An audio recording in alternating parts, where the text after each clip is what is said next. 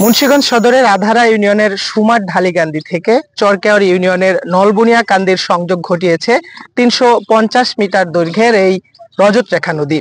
গত ৩০ জুন এই নদীতে ১৫ থেকে ২০ জন শিক্ষার্থীবাহী একটি নৌকাডুবির ঘটনা ঘটে।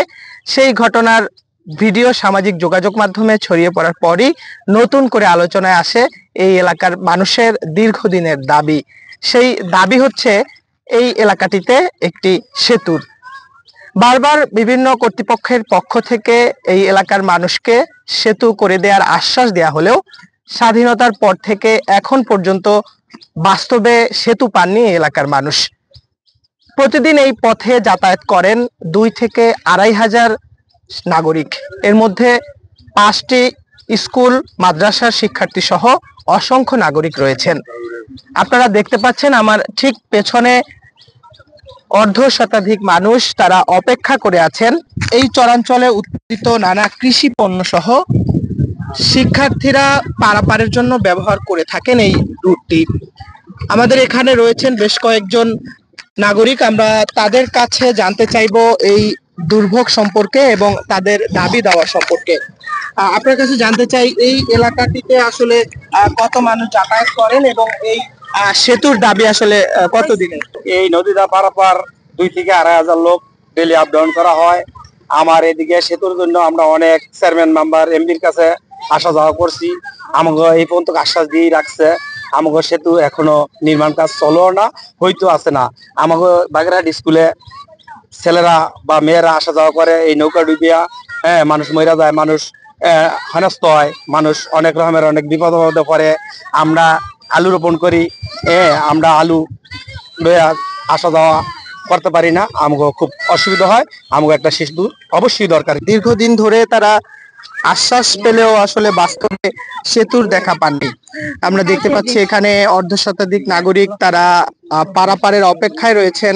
মুন্সিগঞ্জ সদরের আধারা ইউনিয়নের সুমার ঢালিকান্দি প্রান্ত থেকে চরকেওয়ার ইউনিয়নের নলবুনিয়া কান্দি প্রান্তে তারা যাবেন এবং তাদের এই জায়গাটিতে যাতায়াতের একমাত্র যেই বাহনটি রয়েছে সেটি হচ্ছে নৌকা। যে নৌকাটিতে আমরা এখন অবস্থান করেছি সেই নৌকা ছাড়া এই পথটুকু পাড়ি দেওয়ার তাদের অন্য কোনো ব্যবস্থা নেই। গত ৩০ জুন এখানে একটি নৌকা ডুবির ঘটনা ঘটে। সেই নৌকাটিতে ১৫ থেকে ২০ জন শিক্ষার্থী ছিলেন। আর তারা আসলে পারাপার হওয়ার সময় নৌকাডুবির শিকার হন। সেই ঘটনাস্থলে ছিলেন প্রত্যক্ষদর্শী একজনের সাথে আমরা কথা বলার চেষ্টা করব। গত ৩০ জুন এখানে কি ঘটেছিল? এখানে যখন স্কুলের ছাত্রছাত্রী আসার সময় এখানে মাছ বরাবর আসার পরে নৌকা ডুবে গেছিল। তারপর ওইখানে ছিল মাদ্রাসার বাচ্চারা ছিল, অনেকে সাঁতার জানে না। তো বাচ্চাদের তো একজনের অবস্থা তো পুরাই অনেক খারাপ ছিল, ওরে তো অনেক কষ্ট করে উঠানো হয়েছে। ডুবেই গেছিল, আধা ডুবে গেছিল। তারপরে এপার থেকে লোক সাঁতরায় যায় ওদের উঠে আনা। আপনাদের একটু দেখাতে চাই ক্যামেরায়, আপনারা দেখতে পাচ্ছেন এই মুন্সিগঞ্জের আধারা ইউনিয়নের সুমার ঢালিকান্দি থেকে অপর প্রান্তে নলবুনিয়া কান্দির যে প্রাথমিক বিদ্যালয়টি রয়েছে সেটি কিন্তু ক্যামেরায় স্পষ্টত দেখা যাচ্ছে।